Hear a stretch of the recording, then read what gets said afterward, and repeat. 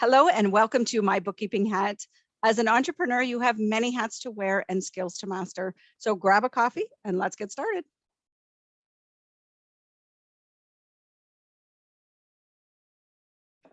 Today, we welcome Ellen Gross from Solutions Business Services. Ellen brings over 20 years bookkeeping experience and 15 years teaching experience to the table. As an self-employed bookkeeper and instructor, Ellen supports small businesses from industries throughout Northern BC. Community Futures have utilized Ellen's skills and expertise for the self-employment program and as a regional business liaison. So hello, Ellen.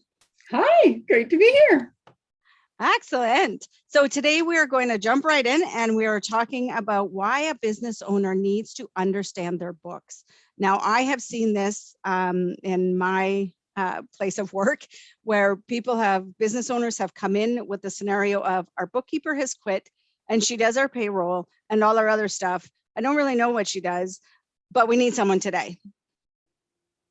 That is a common story, believe it or not. There are 10 million things that can happen to the person that does the books. So in my opinion, business owners should have a big picture of what happens in their bookkeeping department. So in my opinion, I like to see new business owners do their own books for a while. It helps them understand what's involved in the books and it helps them understand the cycles of the business. Okay. And that's important when as a business owner, when you're deciding to, for example, for a corporation, when's your year end?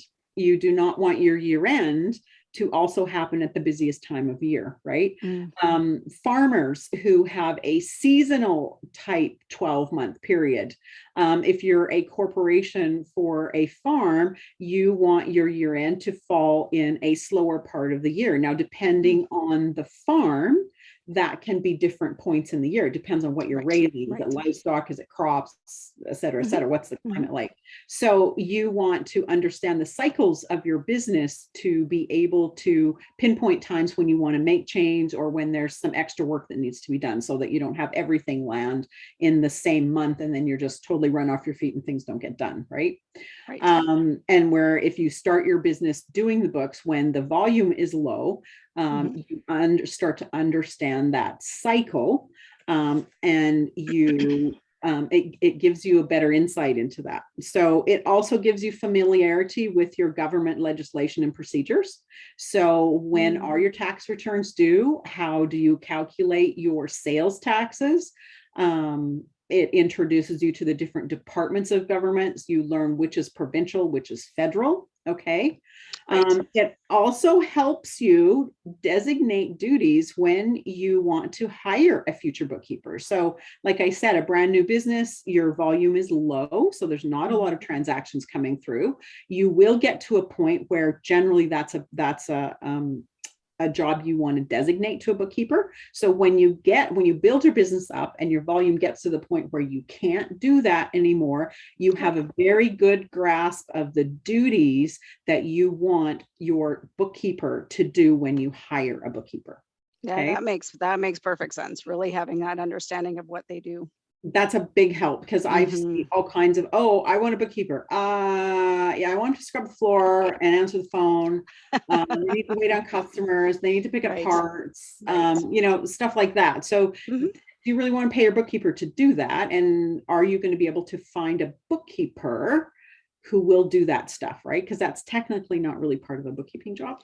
Right. So it helps you designate the duties and it also saves you money because if you want someone to do your payables and receivables and you decide that you can handle your payroll, which a lot of business owners do, right? Then that's a lot less money than if you have someone to come in to do a full cycle bookkeeping, right? Right. And that's up to you again. And again, as the volume in your business goes up, you may start out with accounts payable clerk, and that's good because you can do the rest of it and you need help there. And then you move into someone who does accounts payable, receivable, and payroll. And then you get into, okay, now I want a full cycle bookkeeper, right? Right. So that just depends on how your business goes forward. It also introduces you to banking procedures and your banking personnel. So if you're taking your deposit to the bank, however often you need to do that, you're talking to the people there, they're getting to know you, and you are getting to know which people are the experts in the bank. So when you need something done, you know who to go ask, who to go to apply for that. Or if you have a problem, you also know who is more likely to be able to solve that problem for you. Right. Okay. And with all the security and confidentiality in banks now, if they know you, that makes things a lot easier. They know your face, they know what business you're doing, they know who you are. If they never see your face and you walk in one day and need to do something, like, I don't know who you are. I've never met you. I don't know my communication lines. I don't know if you're trying to rip something off. So that is a factor in our society today, right? Oh, for sure. And then you're spending more time waiting for them to pull your file and match signatures and for sure. Exactly. And finding someone that you can communicate with.